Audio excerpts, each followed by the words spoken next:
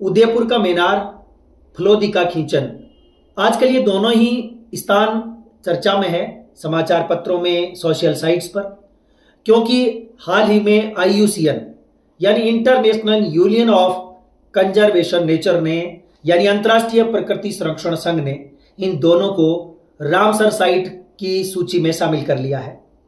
Ramsar site क्या होती है, इस पर हम बात करेंगे। दोस्तों, अब राजस्थान में 4 रामसर साइट हो गई है।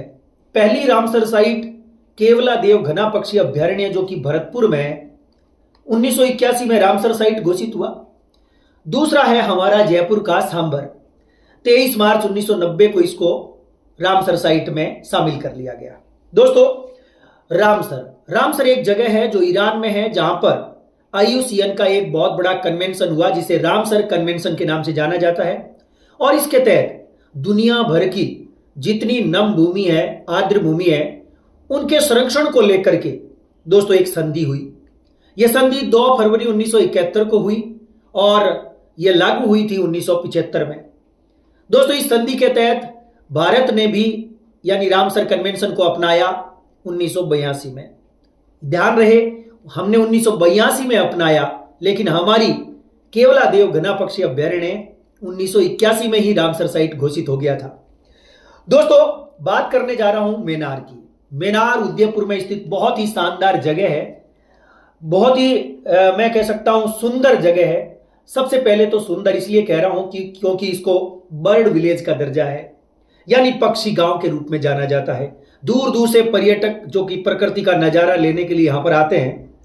आपको याद होगा, राजस्थान की सरकार यानी पर्यावरण एवं जलवायु परिवर्तन विभाग जो कि राजस्थान सरकार का है, उसने 19 जुलाई 2023 को राजस्थान के 19 जिलों की 44 वेटलैंड घोषित की थी।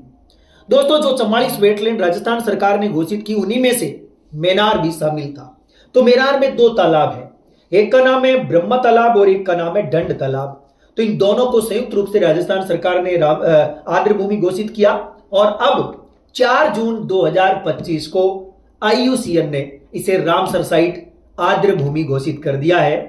दोस्तों, आर्द्र भूमि का महत्व जो कि अंतर्राष्ट्रीय महत्व है, इनका संरक्षण करना, इनका उपयोग बहुत ही तरीके के साथ यानी सदुपयोग करना, ये चीजें इस रामसर साइट के जो यानी रामसर कन्वेंशन है, इसका उद्देश्य है।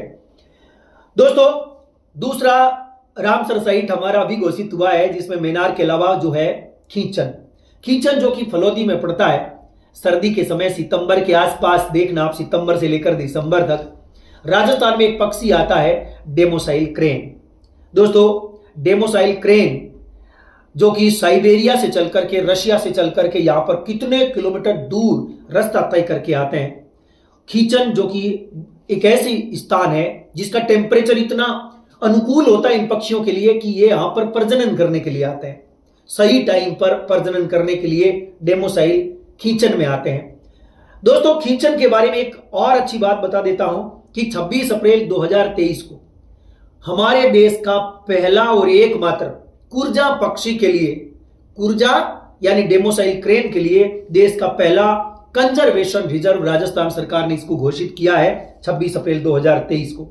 यह भी आप याद कर सकते हैं। दोस्तों, मेनार वाली बात मुझे एक और याद आ गई है। हमने राजस्थान में पत्थर मार होली भी सुनी है, कोड़ा मार भी सुनी है, लठ मार भी सुनी है ना। एक होली और है, बारूद की होली।